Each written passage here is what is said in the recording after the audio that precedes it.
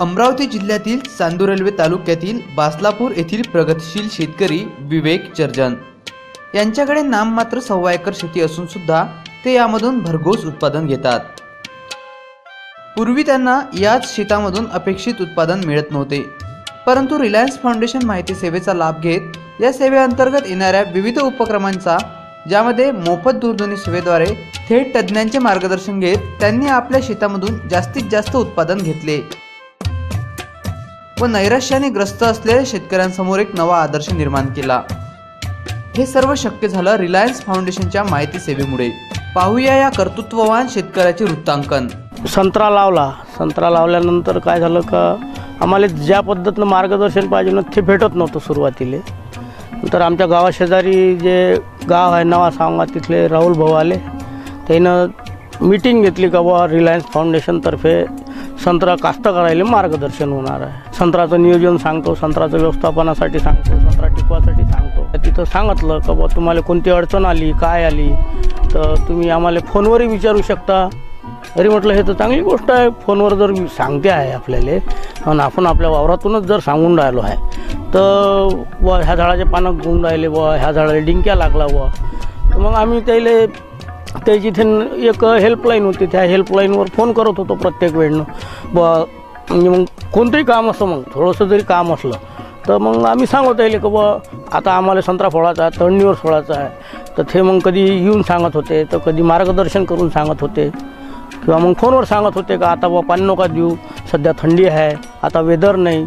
मग त्या पद्धतीनं काय होईल किंवा वेदर जर सांगितलं का नाही बुवा पाणी नका सोडू, आता ढगाळ वातावरण राहते 3 दिवस, तर मग याचा फायदा होईल रिलायन्समार्फत का बुवा ढगाळ वातावरण आहे तर बुवा पाणी सोडता येते।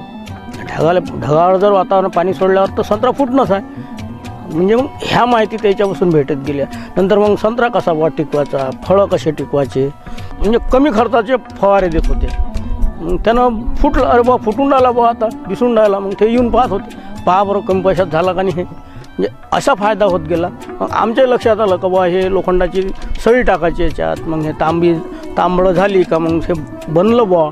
तर मग आता आम्ही दुसऱ्या पद्धतीनं आता बोर्ड पेस्ट चालू केली आमच्या पद्धतीनं का बुवा निंबाचा पाला, शेण, गोमित्र याचा पेस्ट लावणं चालू आहे। आणि कसं आता तर त्यानं हेच म्हटलं आता ह्या 1-1.5 वर्षापासून तर तुमच्या वावरातूनच ऑनलाईन फोन करावा, सांगा त्या झाडाची परिस्थिती, मग ते तिथून सांगते का ह्या झाडाला हे कमी झालं। आता हे कीड नियंत्रण जे होती व कायले एवढे फवारे नाही मारा लागत बुवा। तर पहिलेच आपण डंक मारून राहिले होते, संत्र गळून राहिले होते, तर बुवा हे डंक मारून राहिले तर मग याच्यासाठी आम्हाला त्यानं ट्रॅप दिले।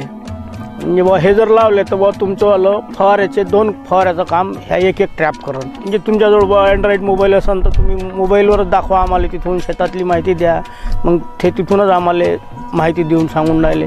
आता आम्ही 2013-14मध्ये समजा हे केलं होतं संत्र्याचा चांगल्या पद्धतीनं, जसं त्याच्या मार्गदर्शनाखाली केलं होतं, त्यावेळेस आमचा संत्रा एक्सपोर्ट झाला होता।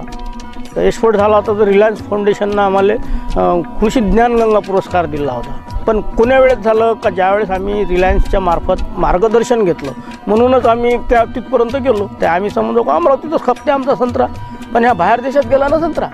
पण कायच्यामुळं का बुवा रिलायन्सनं जर मार्गदर्शन नसतं केलं सुरुवातीपासून तर मला आज पुरस्कारही नाही भेटला असता, आणि माझ्या संत्र्याला 450 रुपये 400 रुपये कॅरेट जे भेटत होते तेही नसते भेटले। म्हणून हा रिलायन्सचा असा फायदा झाला।